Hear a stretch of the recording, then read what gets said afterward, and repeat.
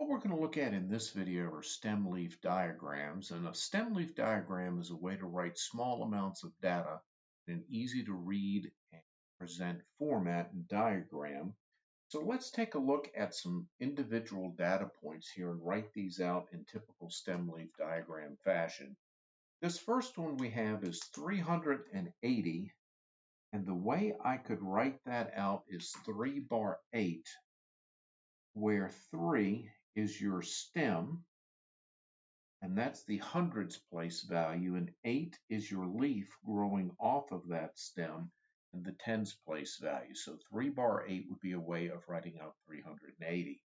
7.2 would be 7 bar 2, where 7 is in the ones place as your stem, and 2 is the leaf growing off of there in the tens place. Then the last one, 2,900, 2 bar 9 would be 2 in the thousands place, 9 in the hundreds place. 2 is your stem, 9 is your leaf.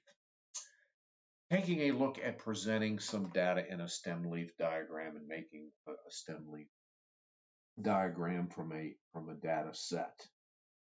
Whenever we have a list of data and we want to present it in a stem leaf diagram, we have to create a key. And a key is like in a map, it presents the reader an idea of what's going on. So if a reader were to see this key and saw 2 bar 7, for this example, that would be 27 miles an hour because a police person has gone on Main Street and gotten the speeds of people going down Main Street in Radford. They've recorded this data, so 2 bar 7 would be 27 miles an hour. Now, I'm going to create a stem leaf diagram using that as my basis. My first stem is going to be 0 because I have somebody going 8 miles an hour, and I'm going to go these tens in the tens place all the way out to 4 because there were people going in the 40 mile an hour range. So I'm just going to take and write out each data point in a stem leaf diagram. So there's somebody going 8 miles an hour. There's somebody going 11 miles an hour, and I'm going to go from least to greatest. Somebody went 12, 16, 17, and 19. So there is my 16, my 17, and my 19. Now I'm going to people that were traveling in the 20 mile an hour range. Somebody was going 21 and somebody was going 26. So there's what I would have for the 20s. In the 30s, 33 occurred twice. So two 33s, a 35, a 36, and a 39. And then the last one, you have people in the 40s.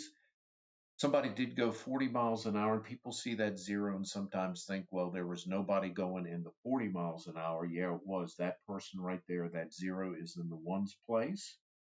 And then we have somebody going 49 miles an hour. So there is this data set written in a stem leaf diagram, and you can easily see some trends. A lot of people were in this range, a lot of people were in that range, but the string of numbers, you really can't tell that much. Now, let's take a look at using a stem leaf diagram to find some statistical measures, the range, the mean, the median, and the mode from this stem leaf diagram. And here's what we have. Let's say there were some drug busts made, and the police department put in stem leaf diagram the weights of the drug busts that were made during a particular time when raids were going on. So we have this key. 4 bar 8 represents 4.8 kilograms. Now, from this stem leaf diagram, we can create these statistical measures here. The range is the maximum minus the minimum. So the heaviest drug bust was 8.3 kilograms. The lightest drug bust was 4.2 kilograms. The range, the maximum minus the minimum is 4.1. The mean, or the average, X bar, I would add up each value in my stem leaf diagram.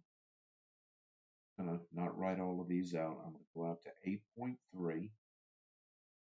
8.3. I'm going to divide this by the number of drug busts that took place. 1, 2, 3, 4, 5, 6, 7, 8, 10, 11, 12, 13. So there were 13 data points, and the average drug bust was 6.4 kilograms. Now, for my median, the middle data point in my stem leaf diagram, here's what I'm going to do with that. I'm going to eliminate the highest and the lowest. These are already in order from least to greatest. Second highest, second lowest, third highest, third lowest, and I'm working my way into the middle. Just visually, it's probably going to be somewhere in the sixes. Fourth highest, fourth lowest, fifth highest, fifth lowest, sixth lowest, sixth highest. The one value that's left in the middle is 6.2 kilograms. That's the value that's exactly in the data set. And then the mode, the data point that occurs most frequently, 8.1 kilograms occurred 3 times, so that would be my mode. There's how you use and read stem leaf diagrams for statistical measures.